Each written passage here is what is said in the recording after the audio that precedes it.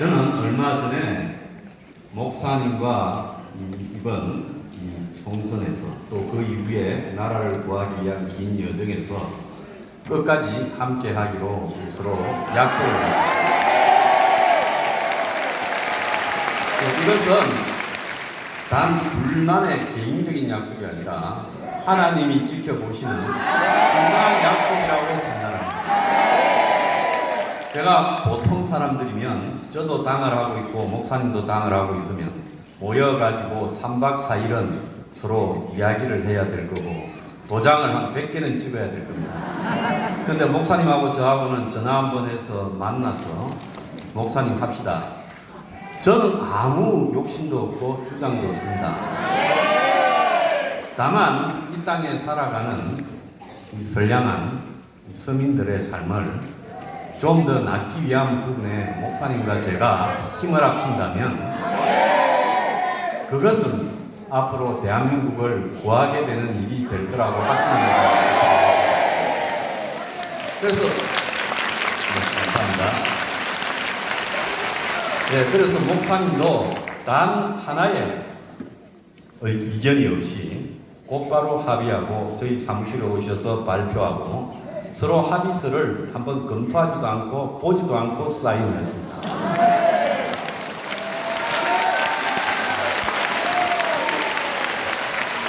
자, 제가 그러는 것은요, 목사님이 평소에 가장 존경하는 분으로 손꼽는 디트리 본 헤퍼 목사님 계시죠? 네. 그분이 미치광이가 운전대를 잡으면 거기에 사상자들을 장례시키기보다는 먼저 핸들을 뺏으라고 말씀하시지 않았습니까? 보네프 목사님 이런 말씀도 하셨죠. 악을 보고 침묵하는 것은 더 큰 악이다 그랬습니다.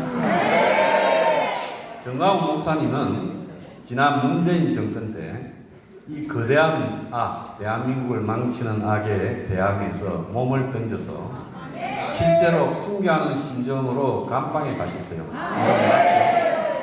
대한민국의 오랜 기독교 역사 그리고 수만 명 아니 수십만 명의 목사님들이 있을지 모르지만 몸을 던져서 순교하는 심정으로 거대한 권력과 싸웠던 사람은 거의 없습니다. 있습니까? 디트리 본 헤퍼 목사님은요, 제가 생각할 때는 소명 그리고 공의 그리고 사명 이 세 개로 자신을 던져서 오늘날 기독교 신학의 가장 위대하신 하나님 옆에 앉아 계시는 분이 되셨습니다. 그분은 하나님의 소명, 콜링이라고 그러죠. 그 소명에 따라서 루터교 목사님이 되셨어요. 미국에서 편히 살 수 있었는데 귀국을 했습니다. 독일 나치하에서요. 그리고 하나님의 공의, 즉 공평하게 인간 세상의 법이 아니라 하나님의 법에 따른 정의로움에 따라서 히틀러의 독재에 정면으로 저항했습니다. 그렇죠? 그리고 가장 중요한 것이 마지막에 사명입니다. 영어로 미션이라고 그러죠. 하나님이 그 디트리 본 헤퍼 목사님께 독재에 저항해서 싸우다가 순교하라. 거기에 거부하지 않고 자기 몸을 그대로 던지셨죠.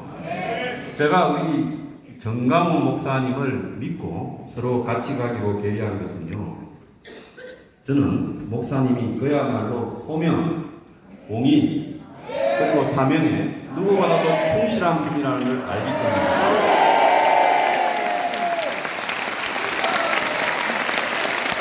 한간에는 저를 좌파라고 생각하는 사람도 있습니다.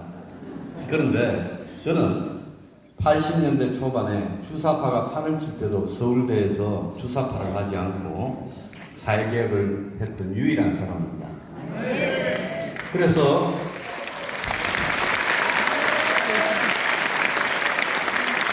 당시 김대중 정권에 30대 중반에 발탁되어서 들어가서 여러 정책을 맡기도 했지만 그 정권이 반조국적이다. 그리고 친북적이다라고 생각해서 탈당을 하고 나와서 그 뒤로 이 종북 주사파들과 싸우는 길을 가고 있어요.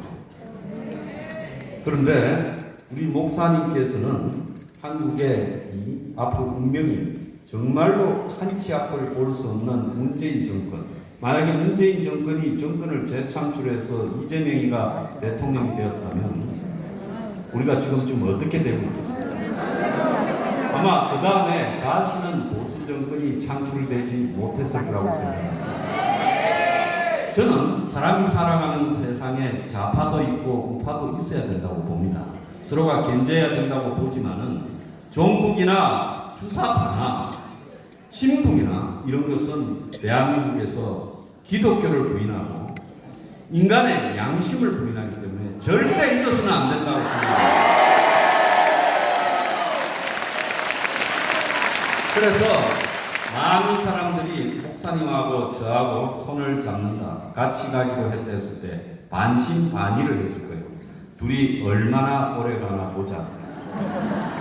저 황장수가 떼지 달라고 저러는구나. 정광훈 목사가 돈이 많아서 황장수에게 돈을 많이 줬구나. 이렇게들 미안거리를 하는 사람들도 있었습니다. 그런데 제가 목사님하고 손을 잡게 된 것은요, 목사님과의 오랜 믿음과 신의 때문입니다. 목사님은 보수의 본거지에서 보수가 박근혜 전 대통령의 탄핵 이후에 갈 길을 상실했을 때 길거리에서 보수를 모아서 투쟁을 했습니다. 그렇죠? 그리고 저는 기존의 보수가 관변단체 그리고 기득권만을 위한 보수로 가는 부분으로서는 안 된다고 생각해서 좌파들이 주장하는 수많은 가짜 포퓰리즘이 아니라 진짜 성인을 위한 정책을 우파 진영에서 선점해야 된다라는 목적에서 좌파 진영 내부로 깊숙하게 들어가서 그 안에 교두보를 만들고 싸우고 있습니다. 목사님은 보수의 본진에서 지키고 계시고 저는 그쪽에 깊숙하게 들어가서 좌파들이 주장할 수 있는 아젠다를 다 선점했습니다.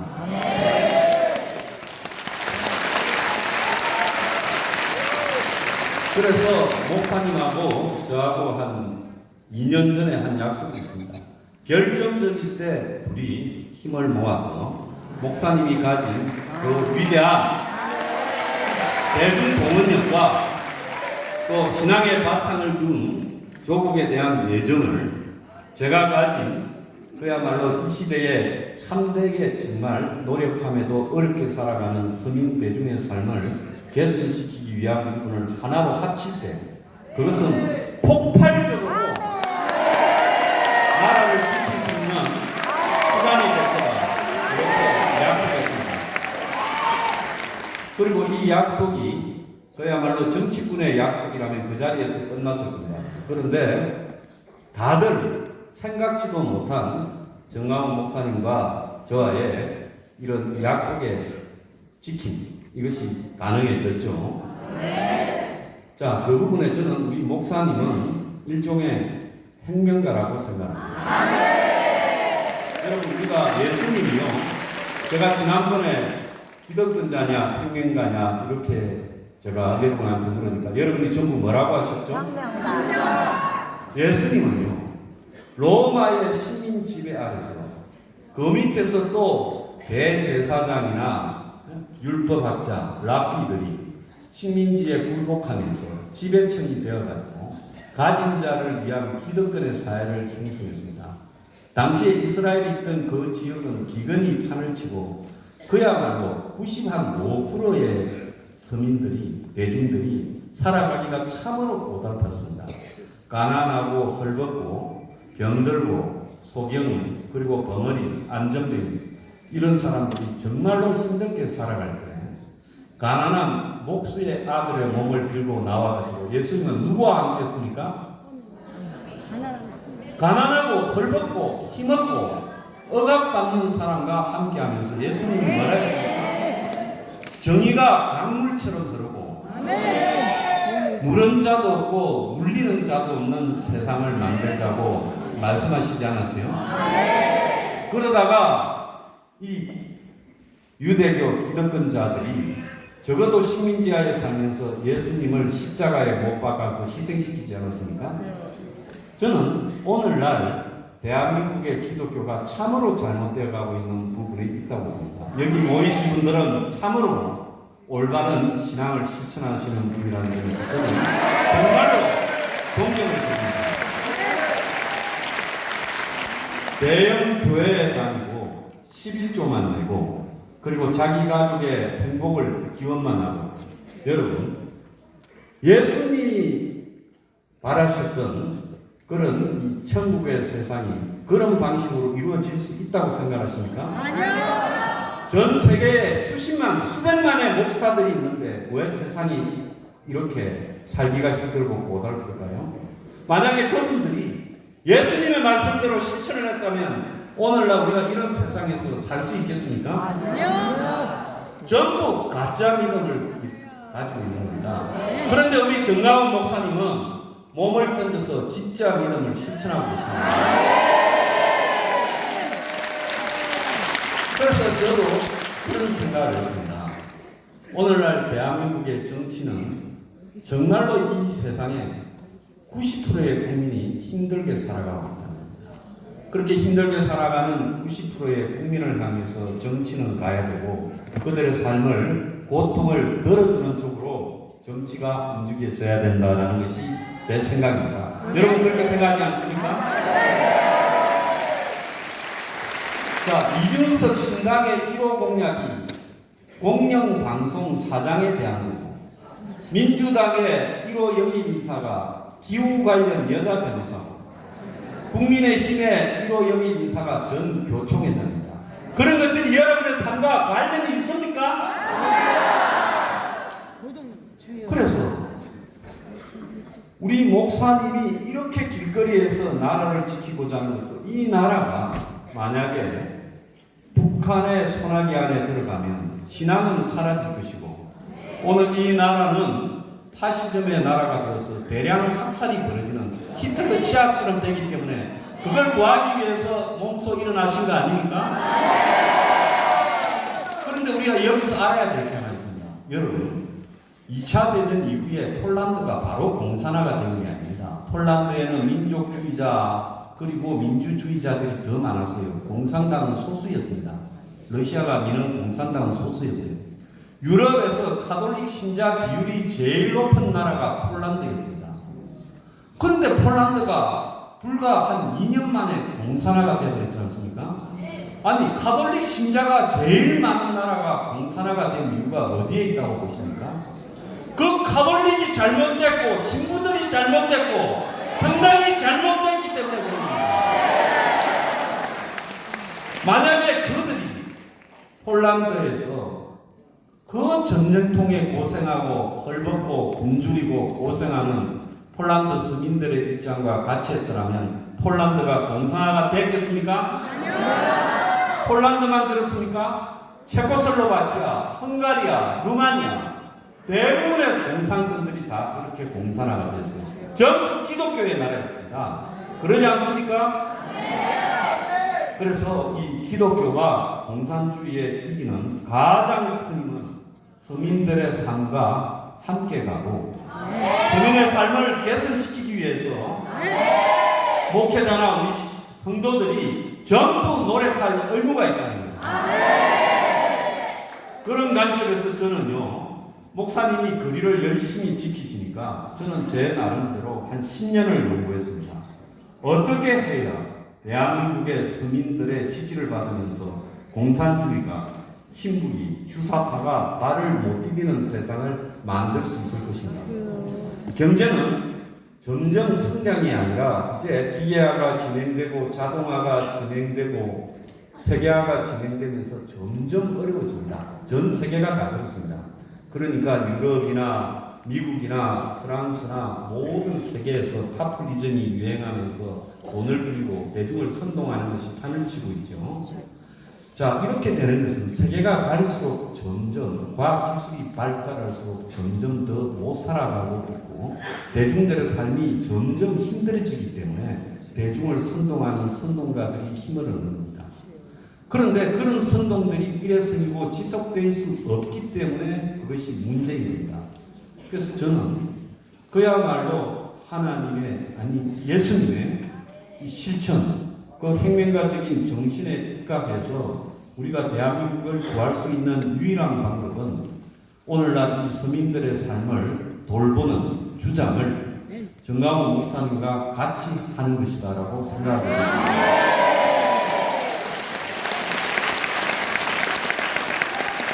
그래서 제가 하는 당은 예수님의 혁명에서 이름을 따서 공산주의 혁명이 아니라 예수님의 혁명에서 이름을 따서 혁명 20이라고 붙인 거예요, 여러분.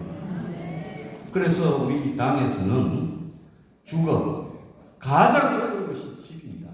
여러분, 집이 한 채 기본으로 10억, 20억에서야 이게 말이 됩니까? 여기 있는 청년들 미래가 있습니까? 결혼할 수 있습니까? 연애할 수 있습니까? 그래서 4포 세대, M포 세대라고 하는 거 아닙니까? 집은 주거의 수단이지 집을 가지고 투기하고 돈 버리는 것이 옳은 겁니까? 집은 생활 필수품이고 공공재입니다. 그러지 않습니까? 우리가 정부가 수도, 전기, 가스를 제공하듯이 집은 국가가 당연히 공짜가 아니라 노력하는 사람들, 성실히 살아가는 사람들이 원가로 살 수 있게 공급을 해줘야 된다. 그래서 저는 30평짜리 집 한 채가 평당 700만 원이면 된다고 생각합니다. 그래서 정강훈 목사님하고 저하고는요, 머지않아 그것이 실현 가능하다는 것을 보여주려고 노력합니다. 믿음이 충실한 사람들이 한평생을 이웃을 사랑하고 더불어서 같이 행복하게 살아가는 세상을 만드는 것이 하나님의 뜻이지. 집 한 채 만들겠다고 죽도록 고생하고 기대도 살다가 인생이 끝나는 것이 하나님의 뜻입니까? 그래서 집은 원가로 국가가 공급해야 됩니다. 실제로 싱가포르는 그렇게 하고 있습니다.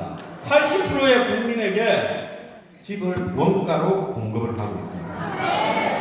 그래서 그 주장을 하고 있고요. 두 번째로는요, 하나님의 공의는 성실하고 열심히 일하고 믿음 있는 사람이 잘 되는 것이 하나님의 공의지요. 그런데 부모를 잘 만나서 사교육을 받고 그리고 조국 부부처럼 스펙을 조장하고 부모가 가진 그런 커넥션에 의해서 자식이 가짜로 의사가 되고 가짜로 변호사가 되고 그리고 가짜로 명문 대학에 가는 게 이게 옳은 세상입니다. 그래서 저는 궁극적으로 목사님과 사교육을 폐지해야 된다.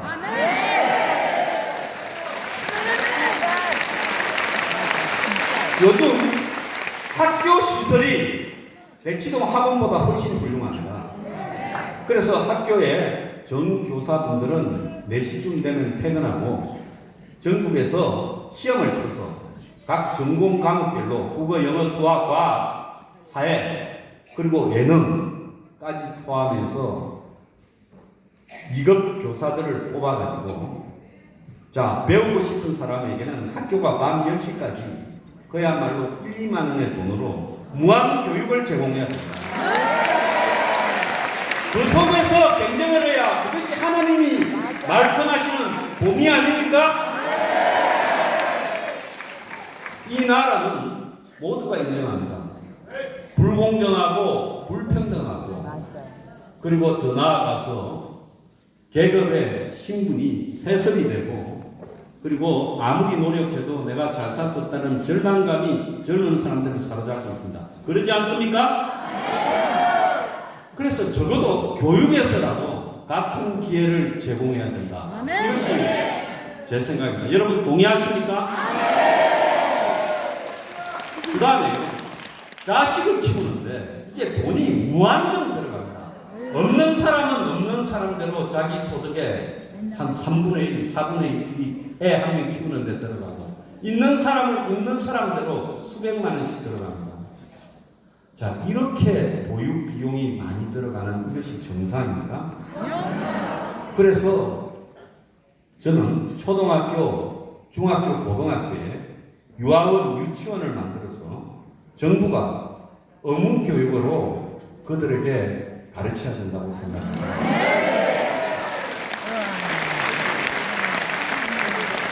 또 더 나아가서 가장 열심히 세계에서 오랜 시간을 일한 한국의 노인 세대들이 제일 불행합니다. OECD에서 제일 빈곤율이 높아서 자 60대쯤 되면 절반쯤이 빈곤층이 되는 나라가 대한민국입니다. 70대가 되면 60% 70%가 빈곤해집니다.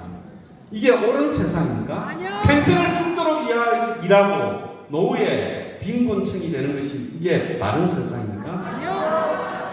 그래서 노인들에 대한 요양 시스템을 현대판 고려장 같은 요양병원이 아니라 정말로 국가가 공립요양원을 통해서 노인들을 돌봐야 된다고 생각합니다. 국가의 세금은 뭐하라는 겁니까? 하나님에게 전부 11조나 갖다 드리고 말죠. 세금을 내는 이유는 나의 노후를 최소한 보장받을 권리가 있는 겁니다. 그러지 않습니까?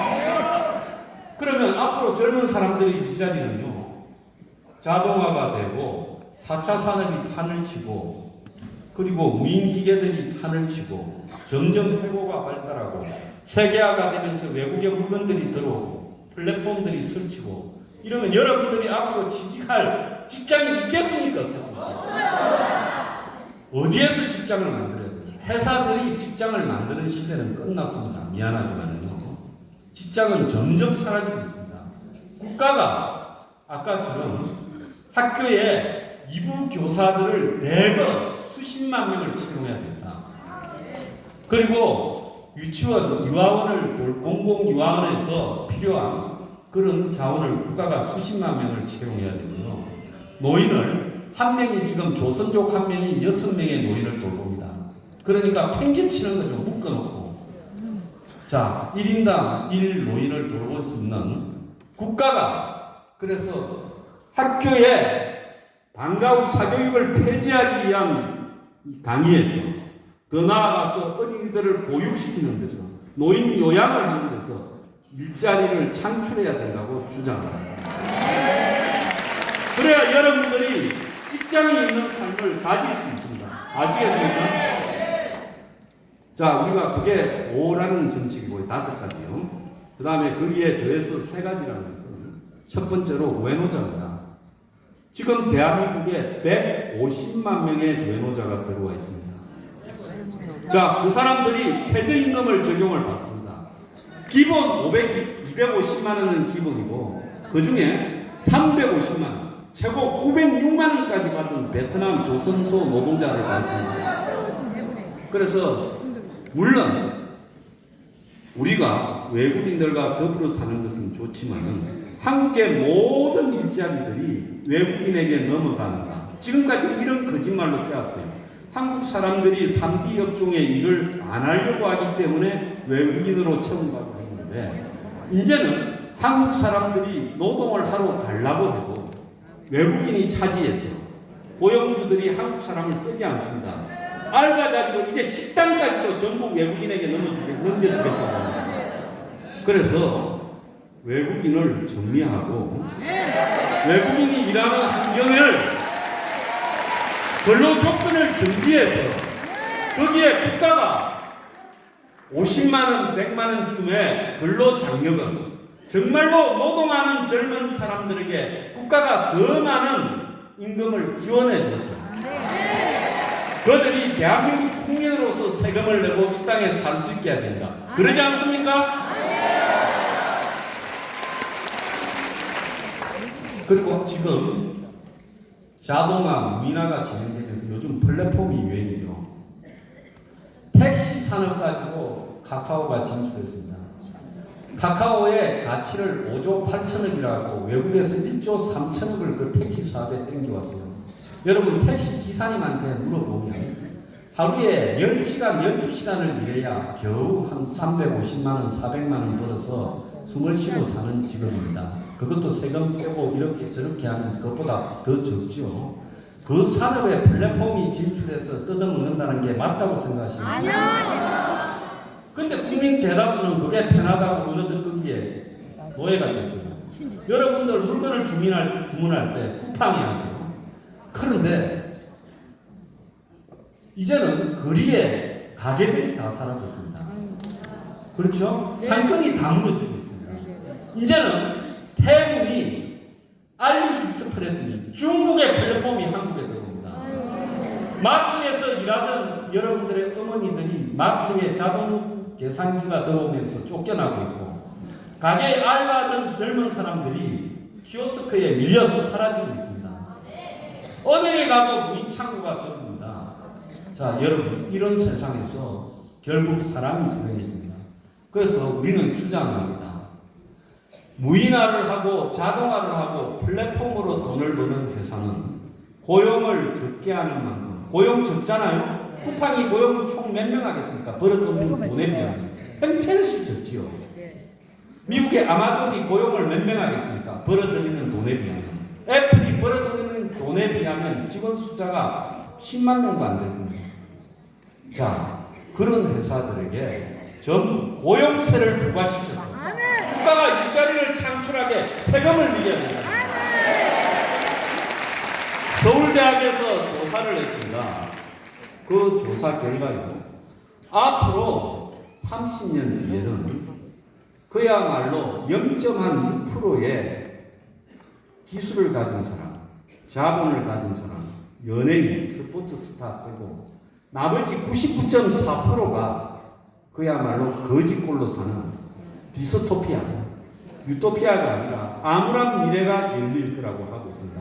여러분 지금 세상 돌아가는 걸 보면 그렇게 느끼지 않습니까? 이건 하나님의 뜻이 아니에요. 예수님의 뜻도 아닙니다.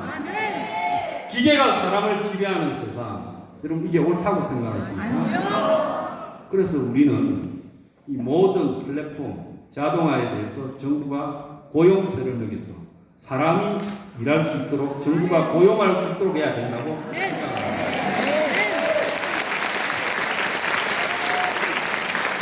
우리 정강훈 목사님과 제가 일치하는 부분이 있습니다. 완벽하게 일치해요. 역사관이 일치합니다. 이승만 대통령이고요. 또 더 나아가서 안보관이 일치합니다. 저는 대한민국에서 내놓고 종국을 주장하는 사람은 무조건 깜빵에 보내야 된다고 생각합니다.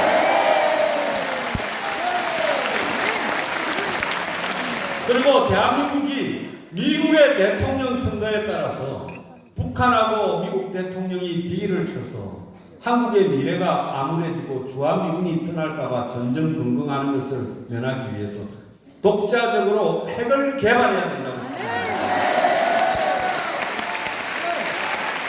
그래서 이 나라의 안보를 튼튼히 해야 된다라고 저는 주장합니다. 자, 이것이 제가 이제 말하는 외노자와 플랫폼, 자동화, 그리고 핵 개발. 이게 이제 3입니다. 그래서 그 5+3 정책. 자, 처음부터 다시 복습을 하면, 자, 이 주거를 갖다가 국가가 원가를 줘야 된다. 두 번째, 사교육을 폐지하고 공교육 내에 흡수해야 된다. 그리고 보육은 국가가 책임져야 된다. 노인 요양도 책임져야 된다. 그리고 거기에서 공공적인 일자리를 1년에 300만 개는 정부가 창출해서 젊은 사람들을 고용해야 된다. 자, 우리나라 사람이 일을 하면 그 세금과 의료보험과 국민연금을 다 우리나라에 냅니다. 외국인이 받으면 자기 나라로 다 가져가죠? 그래서 외노자를 추방해야 된다고 생각합니다. 그리고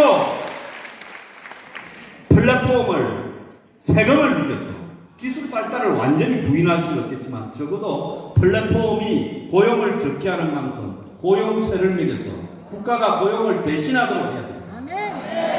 그리고 더 나아가서 핵으로서 우리 스스로 북한에 대해서 지켜야 한다고 생각합니다. 그래서 저는 하나님의 소명과 공의와 사명에 의해서 살아가고 계시는 정강훈 목사님, 제가 참으로 한국에서 존경하는 여담되는 위대하신 인물이라고 생각합니다. 정강훈 목사님을 모시고요, 제가 말하는 5+3 목사님이 수용하셨어요. 자, 목사님이 만약에 마음에 사실이 있거나 정말로 기득권적이거나 그리고 대형 교회의 못된 목사들처럼 기득권 부자만을 위한 나라에 사시는 분이라면 제 말을 들었겠습니까? 아니요. 저는 목사님이 너무나 순수하기 때문에 제 생각보다도 훨씬까지 받읍시다. 그럼 저는 목사님께 말씀드렸습니다. 여기 있는 황장수는 서민의 삶을 개선시키기 위해서 정치하는 것이지 저는 정계에 진출하지 않겠습니다. 제가 여러분 앞에 약속합니다. 저는 정치 안 합니다. 저는 어떠한 관직에도 나가지 않겠습니다. 다만 이것만 실현된다면 제 한 몸을 던져서 목사님과 죽을 때까지 가겠습니다. 그래서 목사님과 저에 대한 평가는 오늘날 세상 사람들이 뭐라 하더라도 나중에 하나님의 세상에서 평가를 받을 것이다. 저는 전에도 말씀드렸다시피 몸이 매우 좋지 않습니다. 내일도 병원에 가서 심각한 검사를 받아야 되고 어떻게 보면 머지않아서 이게 또 투석을 해야 될 수도 모르는 상황입니다. 그렇지만은 제가 여러분에게 여기 나와서 말씀을 드리는 것은 우리 정강훈 목사님의 진정성을 여러분이 절대 의심하시면 안 됩니다. 그리고 목사님은 제가 주장해온 오로지 서민만을 위한 혁명적인 사회개혁 정책을 뒤도 돌아보지 않고 수용하셨습니다. 그러면 목사님과 저 사이에는 그야말로 하나님 앞에 이 신성한 약속한 것입니다. 그래서 우리가 이것을 실현하기 위해 끝까지 함께 갈 것이고 여러분도 끝까지 함께 해주실 것을 당부를 드립니다. 여러분 오늘 만나 뵈서 정말 감사하고요. 하나님의 은총이 항상 같이 하시기를 바랍니다.